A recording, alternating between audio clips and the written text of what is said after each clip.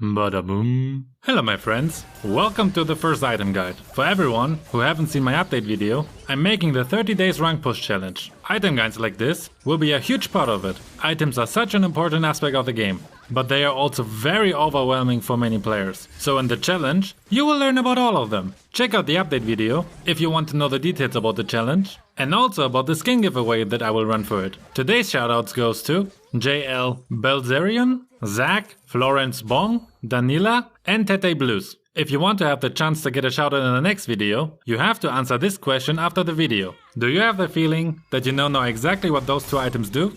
If not, what information was missing? I want your honest opinion, so hit me with it. Now let's get into today's topic. We will talk about two attack items, Demon Hunter Sword and Golden Staff. First, let's go through the stats of Demon Hunter Sword. You get plus 35 physical attack and gain plus 25% attack speed. That doesn't really sound great, but you don't want to build these items for the basic stats. You want it for the effects of it. First, basic attacks will deal 9% of the target's current HP as additional physical damage and up to 60 physical damage against creeps and minions.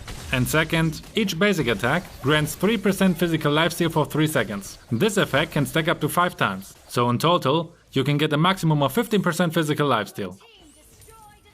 We're using Badang for the demonstration of both passives. First, the basic attack. As you can see, there are two damage numbers. One is the normal basic attack damage, and the other one comes from the item's effect. The lower the HP from the enemy gets, the lower is the extra damage.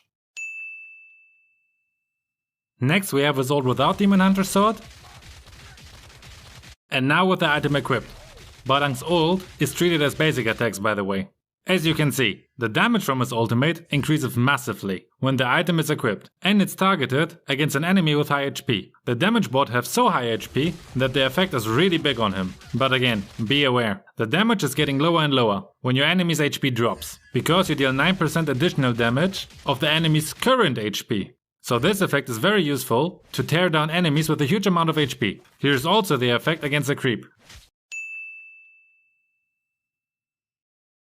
The second effect is useful to increase your ability to survive. With each attack, I get 3% more physical lifesteal. As you can see here, I get some HP back when using my ult. So, for which hero is this item made for? Heroes whose ult damage is treated as basic attacks should build this item as first or at least second core item. Demon Hunter Sword is a must-have item for those kind of heroes. Otherwise you can use it on heroes that uses a lot of basic attacks, so you can trigger the passive as many times as possible. You can also use it in the late game to counter enemy heroes who have a lot of HP. What you shouldn't do is building it on heroes who rely on crit damage. The damage from Demon Hunter Sword is calculated after the basic attack damage, so when you deal massive crit damage, the extra damage is lowered massively. You should better focus on other items that can increase your crit damage then. It's a good idea to combine Demon Hunter Sword with attack speed items, simply to increase the amount of times you can trigger the passive. You can also combine it with Golden Staff.